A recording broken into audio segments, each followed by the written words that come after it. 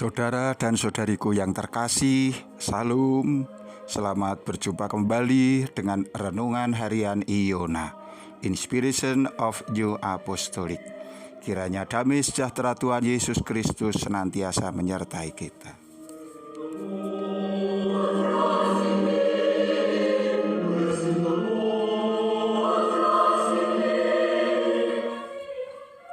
Kita akan merenungkan firman Tuhan yang tertulis di dalam kitab Mazmur pasal 22 ayat 27.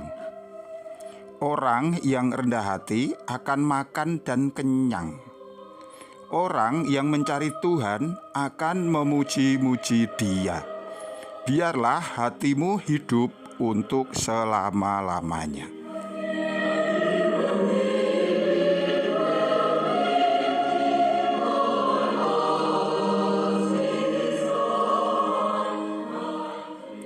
Saudaraku yang dikasihi Tuhan, kalau kita membaca apa yang tertulis di dalam kitab Mazmur pasal 22, kita akan mendapati keluh kesah sang penulis Mazmur ke hadapan Tuhan.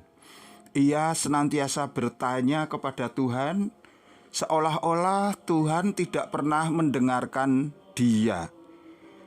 Ia senantiasa bertanya kepada Tuhan, menumpahkan isi hatinya di mana ia merasa ditinggalkan oleh Allah.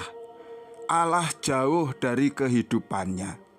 Bahkan kalau kita baca dengan lebih teliti, ada juga perasaan iri dengan mengatakan, orang lain Engkau tolong, orang lain Engkau dengar doanya, mengapa aku Engkau biarkan? Apakah aku ini manusia atau bukan? Sehingga Engkau bahkan tidak memperhitungkan aku. Ia bahkan mengatakan aku ini apa, ulat, bukan manusia atau Tuhan. Coba kita baca secara utuh nanti pasal 22 dari ayat 1 sampai dengan 8.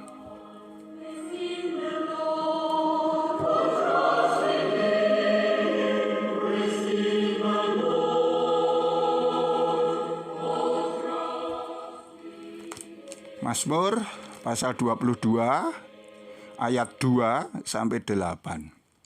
Allahku, Allahku, mengapa Engkau meninggalkan aku? Aku berseru, tetapi Engkau tetap jauh dan tidak menolong aku. Allahku, aku berseru-seru pada waktu siang, tetapi Engkau tidak menjawab, dan pada waktu malam, tetapi tidak juga aku tenang. Padahal Engkaulah yang kudus, yang bersemayam di atas puji-pujian orang Israel. Kepadamu nenek moyang kami percaya. Mereka percaya dan Engkau meluputkan mereka. Kepadamu mereka berseru-seru dan mereka terluput. Kepadamu mereka percaya dan mereka tidak mendapat malu. Tetapi aku ini ulat dan bukan orang, celah bagi manusia, dihina oleh orang banyak. Semua yang melihat aku mengolok-olok aku. Mereka mencibirkan bibirnya, menggelengkan kepalanya.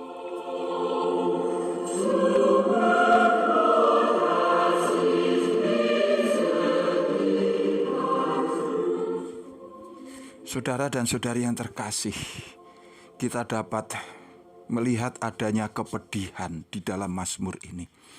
Keadaan yang nelongso kalau dalam bahasa Jawa. Ia merasa ditinggalkan Tuhan.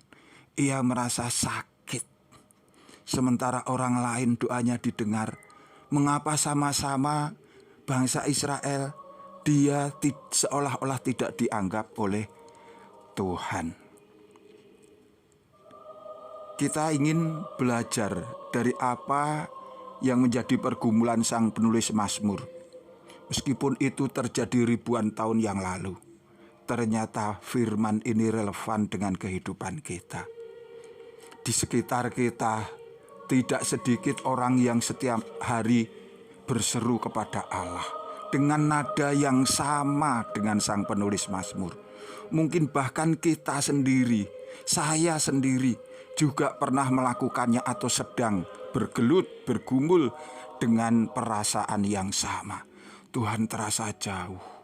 Kemudian kita menjadi ragu-ragu. Benarkah Tuhan maha mendengar? Kemudian kita menjadi gamang. Apakah Tuhan akan menolong saya? Apakah benar Tuhan mengasihi saya? Jikalau kita melihat kejadian-kejadian mengerikan yang menimpa umat manusia, dan mungkin juga satu di antaranya adalah kita bisa saja juga jatuh dengan perasaan negatif yang demikian.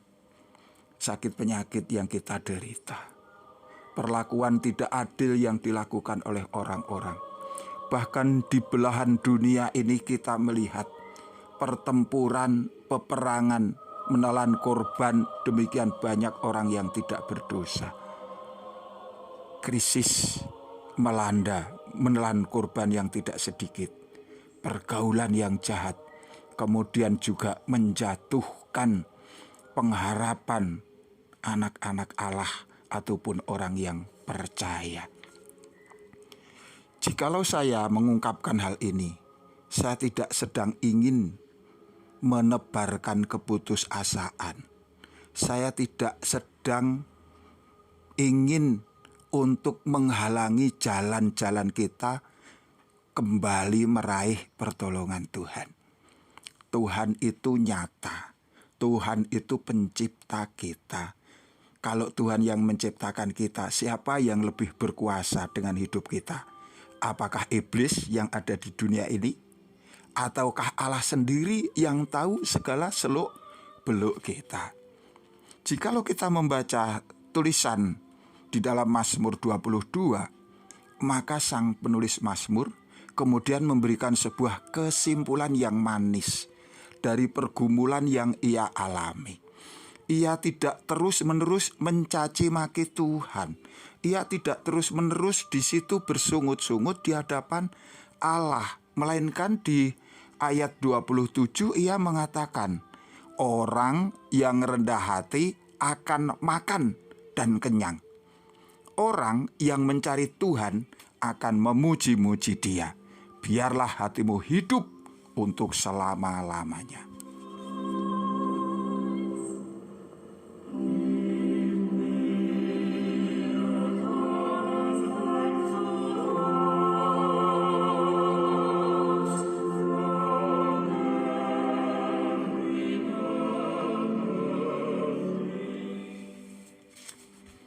Saudara dan saudari yang terkasih, ayat 27 menjadi penguat kita. Engkau yang saat ini menangis, engkau yang saat ini merintih, ucapkan ayat ini dengan imanmu. Katakan kepada orang-orang, kepada diri kalian sendiri, sebuah kesaksian yang indah. Sebagaimana Mazmur mengatakan, orang-orang yang rendah hati akan makan dan kenyang. Ungkapan makan dan kenyang berarti ia dicukupkan oleh Allah. Berarti dari kekurangan yang menyakitkan, dari kelemahan yang sungguh membawa mereka ke dalam kesedihan, diangkat mereka di dalam kepenuhannya. Orang yang rendah hati akan makan dan kenyang. Syaratnya adalah kita biarlah tetap rendah hati. Mungkin orang mencaci kita, doakan mereka agar mereka beruntung, agar mereka menjadi baik. Mungkin orang mengolok-olok kita, mohonkan kepada Tuhan hikmat agar dia berbalik mengasihi. Mungkin orang-orang bahkan memfitnah kita, doakan agar Allah tidak menghukum mereka. Dengan cara kita berserah, berarti kita memposisikan diri kita bukan hanya sebagai manusia yang butuh pertolongan, tetapi kita memposisikan diri kita seorang manusia yang berada di bawah perawatan Allah. orang yang dikasihi Tuhan, yang sedang menunggu Tuhan datang. Tuhan melawat dia, Tuhan mengangkat dia. Kita menyelaraskan hidup kita sesuai dengan kehendak Allah. Ini artinya kita tidak ingin kemudian menjadi putus asa. Semua yang terjadi dalam hidup kita ada dalam pengawasan Allah. Semua yang harus kita pikul itu telah dipertimbangkan oleh Tuhan. Tuhan mengasihi engkau, Tuhan menjaga engkau, Tuhan meluputkan engkau dari kebinasaan. Hanya saja bersabarlah, bertekunlah, Tuhan datang menolong kita. Amin.